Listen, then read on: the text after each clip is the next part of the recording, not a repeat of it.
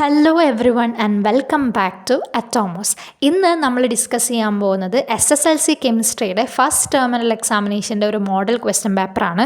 So ഇതുവരെ ഈ ഒരു ചാനൽ സബ്സ്ക്രൈബ് ചെയ്യാത്തവരാണെങ്കിൽ സബ്സ്ക്രൈബ് ചെയ്ത് സപ്പോർട്ട് ചെയ്യുക. ആദ്യത്തെ ക്വസ്റ്റ്യൻ നോക്കാം. Which of the following pairs represent the monomers of nylon 66?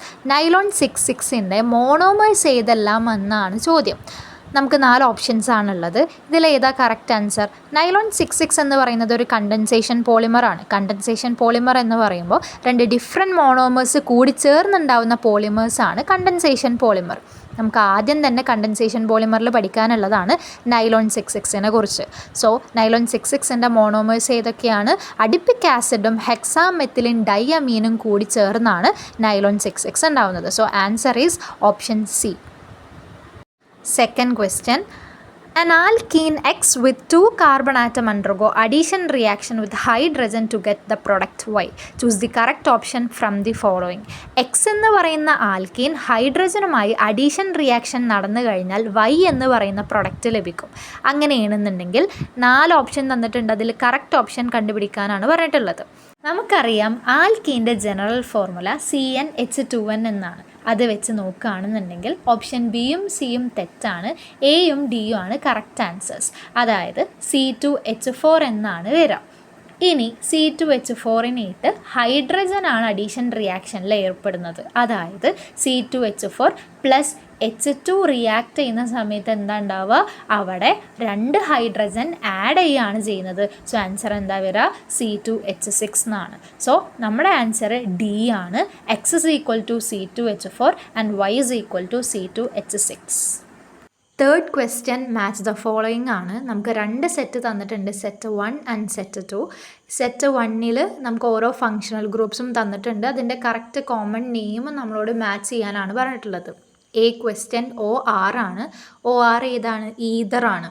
A 4ാമത്തെ ഓപ്ഷനാണ് കറക്റ്റ്. OR ഈതറാണ്. ഓപ്ഷൻ ബി CHO വരുന്നത് ആൽഡിഹൈഡാണ്. COOHൻ്റെ പേരെന്താ? കാർബോക്സിലിക് ആസിഡ് എന്നാണ്. OH ആണെങ്കിൽ ആൽക്കഹോൾ എന്നാണ് പേര് വരിക. സോ ഏത് ഓപ്ഷൻ ആയിരിക്കും കറക്റ്റ് ഓപ്ഷൻ? ഓപ്ഷൻ സി ആണ് കറക്റ്റ് ആൻസർ. ഫോർത്ത് ക്വസ്റ്റ്യനിൽ 2 സ്റ്റേറ്റ്മെൻറ്റ്സ് ആണ് തന്നിട്ടുള്ളത്. Statement 1, the subshell electron configuration of element X with atomic number 23 is 1s2 2s2 2p6 3s2 3p6 3d3 4s2. Statement 2, the element X belong to 4th period and 2nd group in the periodic table. Which of the following is correct regarding the above statement? ഈ 2 സ്റ്റേറ്റ്മെൻറ്റിലും ഏതൊക്കെ statements ആണ് correct എന്നാണ് ചോദ്യം. ആദ്യത്തെ സ്റ്റേറ്റ്മെൻറ്റിൽ എന്താ പറഞ്ഞിട്ടുള്ളത്? X എന്ന് പറയുന്ന എലമെൻറ്റിൻ്റെ അറ്റോമിക് നമ്പർ 23 ആണ്. അതിൻ്റെ സബ്ഷ്യൽ electronic configuration 1s2 2s2 2p6 3s2 3p6 3d3 4s2 എന്നാണെന്നാണ് കൊടുത്തിട്ടുള്ളത്. നമുക്കറിയാം അറ്റോമിക് നമ്പർ 23 ആണെങ്കിൽ എഴുതിയിട്ടുള്ളത് കറക്റ്റ് അല്ലേ? 1s2 2s2 2p6 3s2 3p6 വരെ ആകുമ്പോഴത്തേനും 18 ഇലക്ട്രോൺസ് ആയി. ബാക്കി 2 4sൽ കൊടുത്തു, അപ്പോൾ 20 ആയി. ബാക്കി 3 3dയിലും കൊടുത്തു. അപ്പോൾ സബ്ഷ്യൽ ഇലക്ട്രോണിക് കോൺഫിഗറേഷൻ അവിടെ കറക്റ്റ്. ഇനി സ്റ്റേറ്റ്മെൻറ്റ് 2 നോക്കുകയാണെന്നുണ്ടെങ്കിൽ ഇതിൽ പറയുന്നുണ്ട് ആ എലമെൻറ്റ് 4th പീരീഡിലാണ് എന്നുള്ളത്. നമുക്കറിയാം പീരീഡ് എങ്ങനെ കണ്ടുപിടിക്കുക? വലിയ നമ്പറാണ് നോക്കുക. അപ്പോൾ നമുക്കറിയാം 4 ഇവിടെ കൊടുത്തിട്ടുള്ള വലിയ നമ്പർ, അല്ലെങ്കിൽ ഷെല്ലിൻ്റെ നമ്പറാണ് അല്ലേ? അപ്പോൾ 4 ആണ് ഇവിടുത്തെ പീരീഡ്. അത് കറക്റ്റാണ്. ഇനി ഈ ഒരു എലമെൻറ്റ് 2nd ഗ്രൂപ്പാണെന്ന് പറയുന്നുണ്ട്. നമ്മളെങ്ങനെ ഗ്രൂപ്പ് കണ്ടുപിടിക്കുക? അവസാനത്തെ ഇലക്ട്രോൺസ് ഏത് സബ്ഷെല്ലാണ് എൻ്റർ ചെയ്തിട്ടുള്ളത് അല്ലെങ്കിൽ ഫില്ല് ചെയ്തിട്ടുള്ളത് എന്ന് ആദ്യം നോക്കുക. അപ്പോൾ നമ്മളിവിടെ നോക്കുമ്പോൾ ലാസ്റ്റ് ഇലക്ട്രോൺ ഏത് സബ്ഷെല്ലാണ് ഫില്ല് ചെയ്തിട്ടുള്ളത്? ഡി സബ്ഷെല്ലാണ് അല്ലേ? 4sനെയാണ് ലാസ്റ്റ് എഴുതിയിട്ടുള്ളത്. അപ്പോൾ അത് തെറ്റാറുണ്ട് എപ്പോഴും. 4s കംപ്ലീറ്റ്ലി ഫില്ല് ചെയ്തു അല്ലേ? 4s2 ആയതിനു ശേഷമാണ് 3dയിൽ ഫില്ല് ചെയ്യുന്നത്. സോ ലാസ്റ്റ് ഇലക്ട്രോൺ ഫില്ല് ചെയ്തിട്ടുള്ളത് ഡി സബ്ഷെല്ലായതുകൊണ്ട് തന്നെ ഏത് ബ്ലോക്കാണ് വരിക? ഡി ബ്ലോക്കാണ്. ഡി ബ്ലോക്ക് ആണെങ്കിൽ നമ്മളെങ്ങനെ ഗ്രൂപ്പ് കണ്ടുപിടിക്കുക? 3dയിലെയും 4sലെയും ഇലക്ട്രോൺസുകൾ തമ്മിൽ കൂട്ടുകയാണ് ചെയ്യുക. അപ്പോൾ നമ്മൾ 3dയിൽ 3 ഇലക്ട്രോൺസ് ഉണ്ട്, 4sൽ 2 ഇലക്ട്രോൺസ് ഉണ്ട്. സോ എത്ര? 3+2 എന്ന് പറയുന്നത് 5 ആണ്. സോ ഏത് ഗ്രൂപ്പാണ് വരിക? 5th ഗ്രൂപ്പാണ് ഈ ഒരു എലമെൻറ്റ് വരിക. സോ നമുക്ക് എന്ത് പറയാം? സ്റ്റേറ്റ്മെൻറ്റ് 2 തെറ്റാണ്. സോ ഇതിൻ്റെ ആൻസർ, 4th ക്വസ്റ്റ്യൻ്റെ ആൻസർ ഏതാണ്? സി ആണ്. Only statement 1 is correct. 2nd statement തെറ്റാണ്. Fifth question, write the IUPAC names of the following organic compounds. A, B എന്ന് പറഞ്ഞിട്ട് 2 ഓർഗാനിക് കോമ്പൗണ്ട്സ് തന്നിട്ടുണ്ട്. സോ ആദ്യത്തെ ക്വസ്റ്റ്യനിൽ CH3, CH2, CHCl, CH3 എന്ന ഓർഗാനിക് കോമ്പൗണ്ടാണ് തന്നിട്ടുള്ളത്. ആദ്യം തന്നെ നമ്മൾ കാർബൺ ചെയിനാണ് മെയിൻ ചെയിൻ ആയിട്ട് എടുക്കുക. സോ അതിൽ എത്ര കാർബൺ ആറ്റം ഉണ്ട്? 1, 2, 3, 4 4 കാർബൺ ആറ്റം ഉണ്ട്. സോ അതിൻ്റെ പേരെന്താവും? മെയിൻ ചെയിൻ്റെ പേര് ബ്യൂട്ടെയിൻ എന്നാണ്.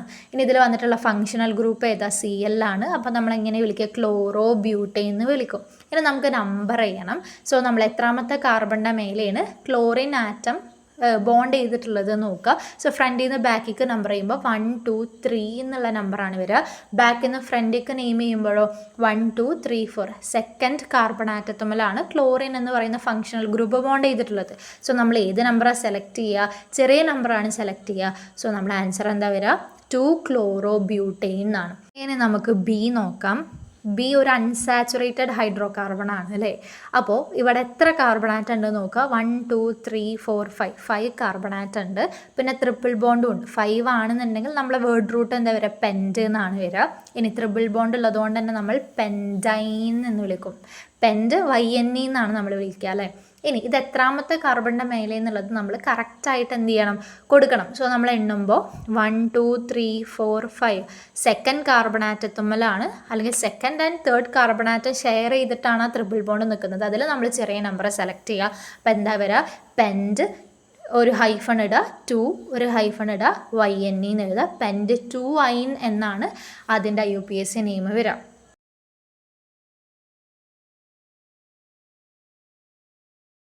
ഇനി നമുക്ക് 6th ക്വസ്റ്റ്യൻ നോക്കാം.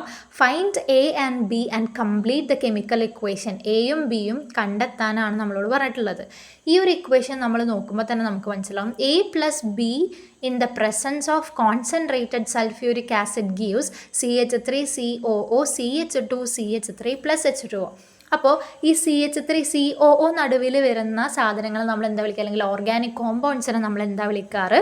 എസ്റ്റേഴ്സ് എന്നാണ് വിളിക്കുക അല്ലേ. അപ്പോൾ COO നമ്മൾ കാണുകയാണെന്നുണ്ടെങ്കിൽ അപ്പം നമ്മൾ മനസ്സിലാക്കുക സാധനം എന്താണ്? എസ്റ്റർ ആണ് എന്നുള്ളത്. അപ്പോൾ അതുപോലെ തന്നെ കോൺസെൻട്രേറ്റഡ് സൾഫ്യൂരിക് ആസിഡ് എന്ന് കണ്ടു കഴിഞ്ഞാൽ നമുക്ക് എസ്റ്ററാന്ന് പെട്ടെന്ന് തന്നെ മനസ്സിലാവും. അപ്പോൾ എസ്റ്റർ നിർമ്മിക്കാൻ അല്ലെങ്കിൽ എസ്റ്ററിൻ്റെ പ്രിപ്പറേഷന് നമുക്ക് 2 കാര്യങ്ങളാണ് വേണ്ടത്. എന്തൊക്കെ വേണം? കാർബോക്സിലിക് ആസിഡും വേണം, നമുക്ക് ആൽക്കഹോളും വേണം. സോ നമുക്ക് എന്ത് ചെയ്യാം? ഏതൊക്കെ കാർബോക്സിലിക് ആസിഡും ഏത് ആൽക്കഹോളും കൂടിയിട്ടായിരിക്കും നമുക്ക് ഈ എസ്റ്റർ കിട്ടിയിട്ടുണ്ടായിരിക്കുക? CH3COOHും CH3CH2OHും കൂടിയിട്ടാണ് നമുക്ക് ഈ ഒരു എസ്റ്റർ ഉണ്ടായിട്ടുള്ളത്. അതായത് നമുക്ക് എന്ത് പറയാം? എത്തനോളും എത്തനോയിക് ആസിഡും കൂടിയിട്ടാണ് നമുക്ക് ഈ ഒരു എസ്റ്റർ കിട്ടിയിട്ടുള്ളത്. ഈ എസ്റ്ററിൻ്റെ പേരെന്താ? ഈഥൈൽ എത്തനോയേറ്റ് എന്നാണ് ഈ എസ്റ്ററിൻ്റെ പേര്. ഇനി 7th question, the category of certain medicines are given, mention the function of each. ഓരോ മെഡിസിൻസിൻ്റെയും കാറ്റഗറി, 2 മെഡിസിൻസിൻ്റെ കാറ്റഗറി തന്നിട്ടുണ്ട്. അപ്പോൾ ഓരോന്നിൻ്റെ ഫങ്ഷനാണ് നമ്മളോട് ചോദിച്ചിട്ടുള്ളത്. ആദ്യത്തെ കാറ്റഗറിയാണ് ആൻറ്റിസെപ്റ്റിക്സ്. ആൻറ്റിസെപ്റ്റിക്സ് എന്തിനു വേണ്ടിയിട്ടാണ് യൂസ് ചെയ്യുക? മൈക്രോ ഓർഗാനിസത്തിനൊക്കെ കൺട്രോൾ ചെയ്യാൻ വേണ്ടിയിട്ട്. അതിൽ വരുന്നതാണ് നമ്മളെ ഡെറ്റോളൊക്കെ. അപ്പോൾ നമ്മൾ എന്തിനാണ് ഡെറ്റോളൊക്കെ യൂസ് ചെയ്യുക? മൈക്രോ ഓർഗാനിസത്തിനൊക്കെ കൺട്രോൾ ചെയ്യാൻ വേണ്ടിയിട്ടാണ് നമ്മൾ ആൻറ്റിസെപ്റ്റിക്സ് യൂസ് ചെയ്യുക. ബി ആൻറ്റിപൈററ്റിക്സ് ആണ്. ആൻറ്റിപൈററ്റിക്സ് എന്തിനു വേണ്ടിയിട്ട് ഉപയോഗിക്കുക? നമ്മൾ ടെമ്പറേച്ചർ കുറക്കാൻ വേണ്ടിയിട്ടാണ്. ആ ഒരു കാറ്റഗറിയിൽ വരുന്നതാണ് പാരാസെറ്റമോളൊക്കെ. എന്തിനു വേണ്ടിയിട്ടാണ് പാരാസെറ്റമോളൊക്കെ യൂസ് ചെയ്യുക? നമുക്ക് പനിയൊക്കെ വരുന്ന സമയത്താണ് നമ്മൾ യൂസ് ചെയ്യുക. അതായത് നമ്മളെ ടെമ്പറേച്ചർ, ബോഡി ടെമ്പറേച്ചർ കുറക്കാൻ വേണ്ടിയിട്ടാണ് നമ്മൾ യൂസ് ചെയ്യുക. ഇനി അതിൽ തന്നെ ബി ക്വസ്റ്റ്യൻ കൊടുത്തിട്ടുണ്ട്. To which category do the following medicines belong. ഈ ഒരു മെഡിസിൻസ് ഏത് കാറ്റഗറിയിലാണ് വരിക എന്ന് ചോദിച്ചിട്ടുണ്ട്. അതിൽ ഈ ക്വസ്റ്റ്യൻ ആണ് ആസ്പിരിൻ. ആസ്പിരിൻ ഏത് കാറ്റഗറിയിലാണ് വരിക? ആസ്പിരിനൊക്കെ നമുക്ക് വേദനകൾ കുറക്കാൻ വേണ്ടിയിട്ടാണ് നമ്മൾ യൂസ് ചെയ്യുക. ആസ്പിരിൻ എന്ന് പറയുന്ന മെഡിസിൻ ഏത് കാറ്റഗറിയിലാണ് വരിക? അനാൽജസിക്സ്. വേദന കുറക്കാൻ വേണ്ടി നമ്മൾ യൂസ് ചെയ്യുന്ന മെഡിസിൻസിനെ നമ്മൾ അനാൽജസിക്സ് എന്നാണ് പറയുക. സോ ആസ്പിരിൻ ഏത് കാറ്റഗറിയിലാണ് വരിക? അനാൽജസിക്സിലാണ് വരിക. ദെൻ പെനിസിലിൻ എന്തിനു വേണ്ടിയിട്ടാണ്? ഇതുപോലെ നമ്മുടെ ശരീരത്തിലുള്ള മൈക്രോ ഓർഗാനിസത്തിനൊക്കെ ഡിസ്ട്രോയ് ചെയ്യാൻ വേണ്ടിയിട്ടാണ്. സോ അതായത് ഇത് ഏത് കാറ്റഗറിയിലാണ് വരിക? ആൻറ്റിബയോട്ടിക്സ് എന്ന് പറയുന്ന കാറ്റഗറിയിലാണ് വരിക. അടുത്ത ക്വസ്റ്റ്യൻ ആണ്, the position of 2 elements A and B in the periodic table are given below. A 4th period and second ഗ്രൂപ്പിലാണ്, ബിയോ 3rd പീരീഡിലും ഗ്രൂപ്പ് 70ലും ആണ് തന്നിട്ടുണ്ട്. So write the subshell electronic configuration of A and B. എയുടെയും ബിയുടെയും സബ്ഷൽ electronic കോൺഫിഗറേഷൻ കണ്ടുപിടിക്കാനാണ് പറഞ്ഞിട്ടുള്ളത്. അപ്പോൾ നമുക്ക് എങ്ങനെയാണ് ഗ്രൂപ്പും പീരീഡും തന്നു കഴിഞ്ഞാൽ ആ ഒരു എലമെൻറ്റിനെ നമ്മൾ എങ്ങനെയാണ് കണ്ടുപിടിക്കുക?